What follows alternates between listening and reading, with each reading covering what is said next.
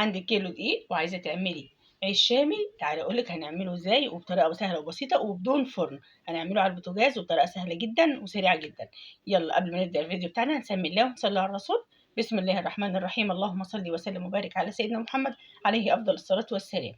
معايا العيش زي ما انتم شايفين كده بيتفتح وبيتعمل سندوتشات جميل جدا وسهل وريحته جميله. واملي بيتك خير ان شاء الله. الفيديو هيعجبكم، ولو اول مره تتابعوني اكتبوا لي بتتابعوني منين، واعملوا لي لايك وتعليق محفز منكم ان شاء الله.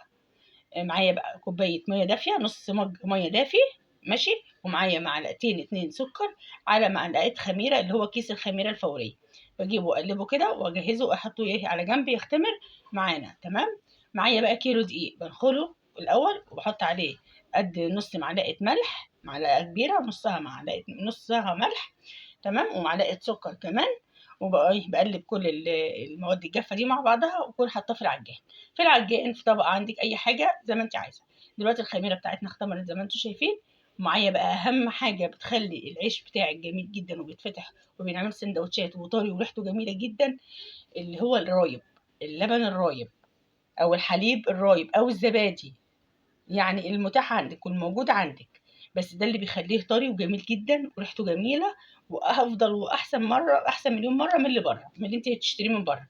وكيلو دقيق هيعمل لك 30 رغيف. شوفي بنجيب الرغيف من بره ب 2 جنيه و2 جنيه ونص، شوفي بقى الكيلو دي ب 20 جنيه دلوقتي هيعمل لك قد ايه. هيوفر لك كتير جدا، وعلى البوتاجاز ولا فرن ولا اي حاجه.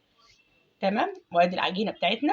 انا بحط في العجان واخلي العجان على سرعه بطيئه في الاول، وبعد كده بعلي السرعه بتاعته لغايه ما يدينا، بصي العجين ملمس العجين بتاعنا بيبقى كده، ولا العجينه طريه قوي ولا هي ناشفه قوي، مظبوطه. بس لازم تكون بتلزق في ايدك، بتلزق بس مش بتمسك بتلزق خالص في ايدك كده، لا، هي بتلزق كده وبتفك تاني. بصوا زي ما انتم شايفين، بصوا عامله ازاي، يعني تكون طريه.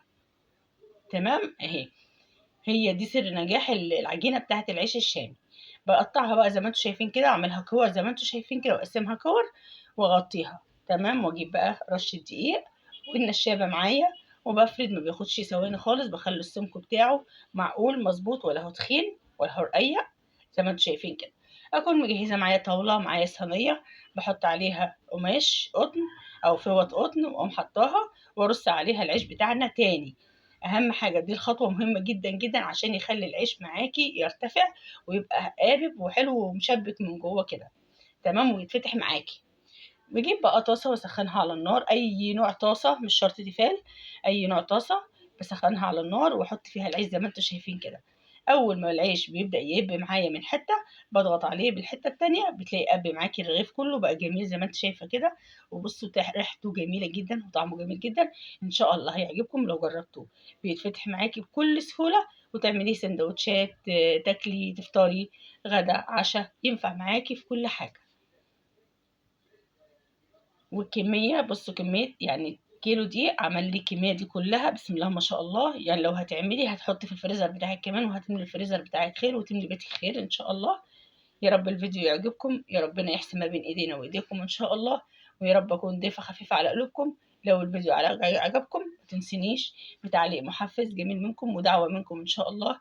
ربنا يشفينا ويشفي مرضانا ويرحم موتانا. اترككم في رعاية الله وحفظه، مع السلامة.